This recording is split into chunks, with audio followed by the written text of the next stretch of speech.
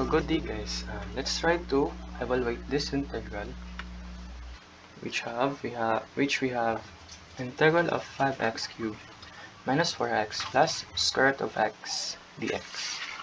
So again, i-recall natin that yung properties ng integral, di ba? Kapag meron tayong terms or polynomial, let's say, we can separate that into each terms or each integral, okay? Together with the dx.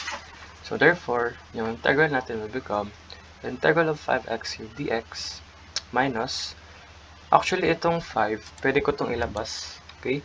Since this is a constant, dito ko siya isulat. And then also this 4, sa labas or before the integral, okay? Ganyan. So therefore, this is now our integral of 5 integral of x cubed dx minus 4 integral of x dx plus square root of x dx. And also, recall natin that if we have integral of x raised to n, where n is not equals to negative 1, so we can apply, or in this form, ang tawag dito is, ito yung power rule of integration, di ba? Because since we're integrating, hindi tayo magsasubtract ng 1, di para sa derivatives, diba, magsasubtract ng 1. Sa integral is, mag-add tayo ng 1 sa kanyang power. So, kaya naging x raised to n plus 1 over n plus 1. And also, this one here, itong tawag nito, itong square root of x, diba, recall na natin that, insert that square root of, let's say, x, or a na lang, a raised to n, wait, this one is supposed to be this one, okay. Let's say this is m, and then we have a raised to n, okay. If we convert that into its exponential or into its fractional exponent, that is equals to a raised to, that is n over m, okay. Gets? So therefore, I will copy this and then I will rewrite this square root of x as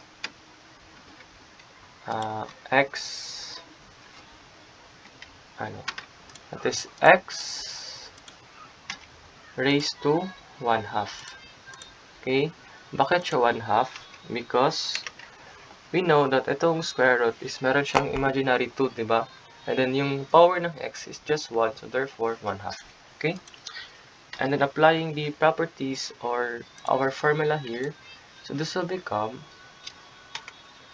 5 times, where's the times here, times this x cubed, so this will become, mag-a-add lang tayo ng 1 sa kanyang power, so x raised to 3 plus 1 over 3 plus 1, okay, minus 4 times its x, so power ng x is 1, so magiging x raised to 1 plus 1 over 1 plus 1, okay, and then lastly is plus x raised to 1/2, so 1/2 plus 1, so this will become x raised to 1/2 plus 1 over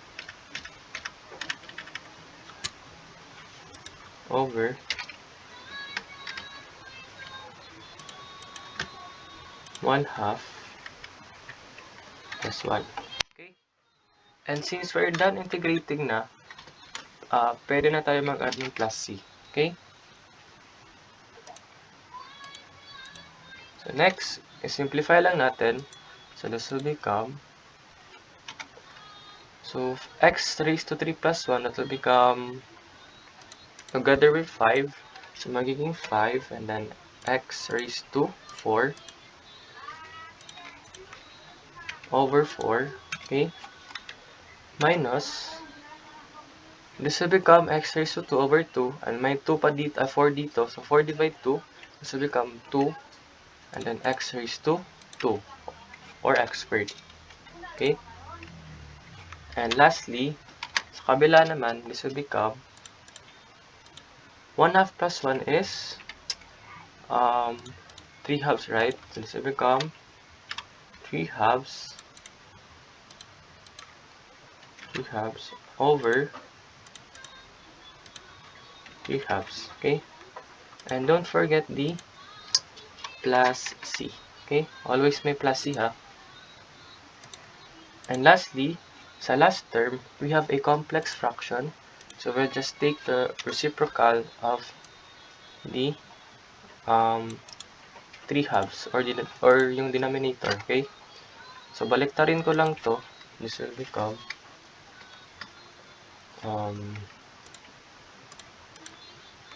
3 over 2, diba? 3 times this x raised to 2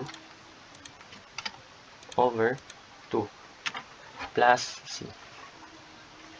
So therefore, this is now our final answer. Okay? Since wala naman sa simplify, so ito na yung final answer. So, nagkamali ako sa first final answer. So, I said kanina that is 3 over 2, but baliktad yun. So, dapat that is 2/3. So, therefore, yung final answer is 2x raised to 3 over 2 over 3. Okay?